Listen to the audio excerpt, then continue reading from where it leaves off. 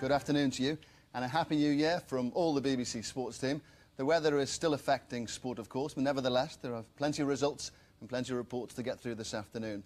Let's start with football, and as far as the FA Carling Premiership is concerned, Liverpool come from 2 goals down to beat Nottingham Forest 4-2 at Anfield. Stan Collymore scores against his old club. Robbie Fowler scores twice. Duncan Ferguson scores his first Premiership goal since his release from prison for Everton.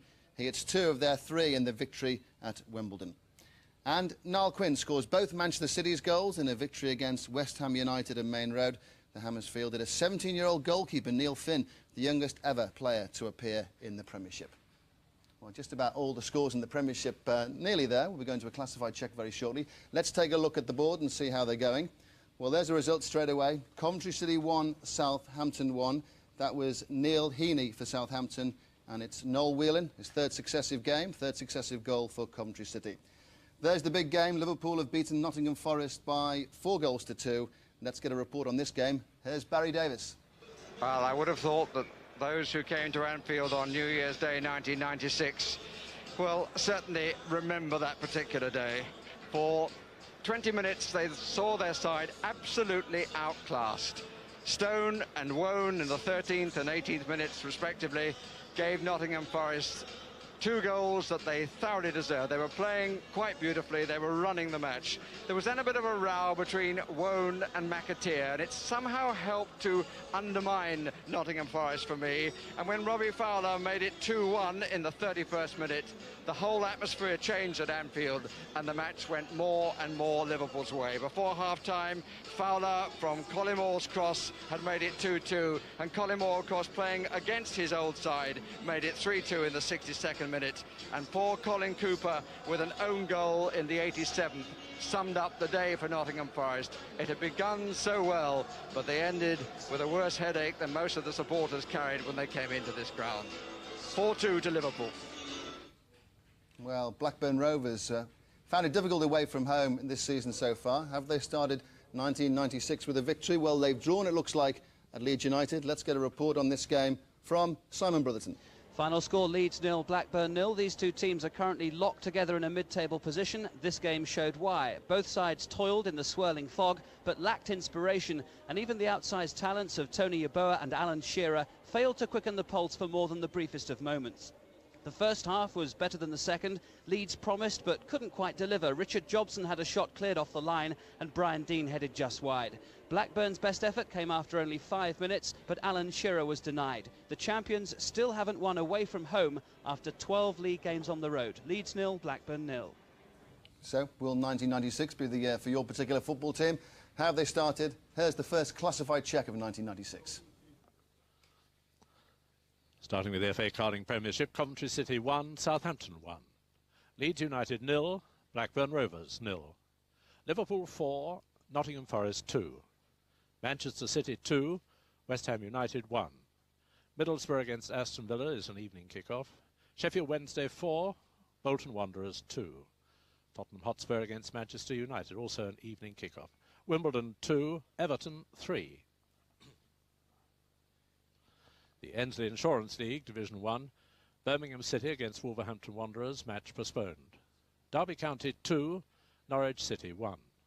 Grimsby Town 1, Huddersfield Town 1. Ipswich Town 5, Port Vale 1. Luton Town against Sheffield United, match postponed. Millwall 1, Leicester City 1. Oldham Athletic against Sunderland, match postponed. Portsmouth 2, Crystal Palace 3. Reading 1, Tranmere Rovers 0. Southend United 0, Barnsley 0. Stoke City against Charlton Athletic and West Bromwich Albion against Watford, both matches postponed. Division 2, Bradford City against Crewe Alexandra, match postponed. Brighton Hove Albion 1, Stockport County 1. Bristol Rovers against Chesterfield and Burnley against Oxford United, matches postponed. Carlisle United 1, Blackpool 2. Notts County against York City, Peterborough United against Swindon Town, Swansea City against Brentford, Walsall against Hull City, Wrexham against Bristol City and Wycombe Wanderers against Rotherham United, all postponed. League Division 3, Bury 0, Hartlepool United 3. Chester City against Northampton Town, Darlington against Hereford United, Doncaster Rovers against Lincoln City, Fulham against Scunthorpe United, all postponed. Leyton Orient 0, Gillingham 1. Mansfield Town against Cambridge United, postponed. Plymouth Argyle 2, Exeter City 2. Preston North End 5, Cardiff City 0. Scarborough against Barnet, match postponed. Torquay United 2, Colchester United 3. The Vauxhall Conference, Altrincham 3, Northwich Victoria 4. Dagenham and Redbridge 0, Woking 0. Farnborough Town 0, Bath City 0. Kettering Town 2, Hensford Town 0. Kidderminster Harriers 1, Bromsgrove Rovers 0. Morecambe 2, Gateshead 3. Runcorn against Stalybridge Celtic, match postponed. Southport 0, Halifax Town 0. Stevenage Borough 3, Slough Town 1. Telford United and against Macclesfield Town, match postponed. Welling United 1, Dover Athletic 0. Well, Scottish Premier Division, Hibernian 2, Hart Midlothian 1. Motherwell against Kilmarnock and Partick Thistle against Falkirk, both matches postponed. Scottish First Division, 4 matches scheduled there, but Adrian St Hamilton Academical, Clydebank, Dumbarton, Dundee and Dundee United, Dunfermline Athletic and St Johnstone, all matches postponed. And a similar situation in the second division, Ayr United and Stranraer, Forfar Athletic and Montrose, Stenhousemuir and East Fife, Stirling Albion and Clyde, all postponed. Scottish third division, Brechin City and Arbroath and East Stirling against Alloa Athletic, postponed. Queen's Park 5, Albion Rovers 1. So the weather's still having a big say, but those football matches, some very interesting results. And Everton fans will be cheering Duncan Ferguson, I think, this evening. Everton have won by 3-2 at Wimbledon. Here's Steve May. And you'll see on Match of the Day tonight 2 strikes of the very highest calibre from Duncan Ferguson. His first goal since March, though of course he's not been a regular first-teamer since then for obvious reasons. What you won't see is any first-half evidence of the commitment that produced 2 away wins for Wimbledon since Christmas. Things started badly for them with just 26 seconds gone. Hans Sagers failed to hold a right-out pullback and John Ebrell tucked the ball in from close range. 2 goals then in a minute from Ferguson midway through the first half, both from the edge of the area, gave Everton a 3-0 lead at the break. It could quite easily have been 5, but Wimbledon pulled themselves together for the second half. Holdsworth headed in from close range 10 minutes in, and Okoku shrugged off an Everton challenge for Wimbledon's second 15 minutes from time. Let's see how all that affects the top of all the tables around the country. At the Premiership, as the top, leaders Newcastle face Arsenal tomorrow night, while Manchester United take on Tottenham later this evening. Important games coming up tonight. Liverpool's victory over Forest at Anfield moves them, temporarily at least, to within 3 points of United. Little else has changed for the moment at the top of the table. Middlesbrough could move up to 4th if they beat Aston Villa at home. That's also tonight, of course. Let's take a look at the bottom. Another defeat for Bolton, this time against Sheffield Wednesday. That leaves them 8 points adrift of Queen's Park Rangers. They play Chelsea tomorrow evening. Manchester City beat West Ham at Main Road, but are still in the bottom 3. They're behind Coventry on goal difference. Coventry held by fellow strugglers Southampton at Highfield Road. Meanwhile, Wimbledon, they're still in trouble after their defeat by Everton. Let's move on and take a look at how it's going to all affect Division 1. Here's the top of Division 1. Derby extended their lead at the top of the table to 7 points. They beat Norwich 2-1 thanks to a last-minute winner from Marco Gabbiadini. Ron Willems had given them an earlier lead, but Robert Fleck equalised for Norwich. Charlton weren't in action today, but they remain second on 39 points. Leicester's draw at Millwall takes them into 3rd. They join Huddersfield, Birmingham, Sunderland and Southend, all on 38 points. Huddersfield drew at Grimsby. Southend fought out a goalless draw with Barnsley. And at the other end, none of the bottom 5 teams were in action today, so there was no change. The bottom 2, Luton Town and Sheffield United, they were due to face each other, but that match fell victim to the weather. Division 2, at the top of the table, just 2 games survived the weather. Blackpool move into 3rd place after beating Carlisle 2-1 at Brunton Park. They go ahead of Notts County on goals scored. And at the bottom, Brighton missed the chance to move up the table. They were held 1-1 by Stockport at the Goldstone Ground. Brighton is still next to last and 1 point behind Swansea. And Division 3, Gillingham have climbed to the top of the table after beating Leyton Orient. And Leo Fortune West goal was good enough to give them the points. They're now 1 point clear of this morning's leaders, Chester, whose game against Northampton was cancelled. Preston stay third. They romped to a 5-0 victory over Cardiff. Plymouth drew with Exeter to remain in 4th place. And at the other end, Torquay is still rooted to the foot of the table after losing to Colchester. They look to be on course for only their 3rd victory of the season after leading 2-1 at one stage. Hartlepool, who were second bottom this morning, scored a surprise 3-0 victory at Bury to jump up the table. None of the other bottom clubs were in action. Right, that's about how the tables are concerned. We'll be getting a little bit of news from Scotland later. But now the big game of the day, of course, was at Anfield. Liverpool have beaten Nottingham Forest by 4 goals to 2. I think we can go back there now and join Barry Davis. I think he's with the Liverpool manager, Roy Evans. You're spot on, Ray. Now, Roy, I'm sure because you take this job very seriously, you had a very quiet night last night, but I bet you had a headache after 18 minutes of this one. Well, I think we were still singing Auld Lang Syne in the first 20 minutes, and we certainly got woken up with a bang, and I thought, Happy New Year to you as well. But I can only say what fantastic character the lads have showed. To go two behind to Forest, who are very difficult to beat. We rolled our sleeves and we went for gold, and we got it.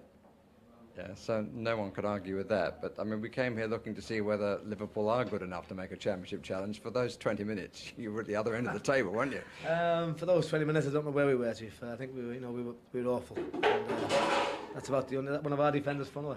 I think someone just kicked the bucket. It's the only way we can describe we're awful, but it takes a bit of character. It took someone to roll the sleeves up, and gradually we got into the game, and we had to become very cavalier to get there, I think, in the first half. And I think we deservedly got back to level at half-time. And then it was a matter of being a little bit more sensible about it, but still keep the pace of the game up, which we did. And Mr. Collymore was certainly determined to score against his old team, a couple of times perhaps shooting when he should have passed. In the end, he was actually involved in all 4 goals.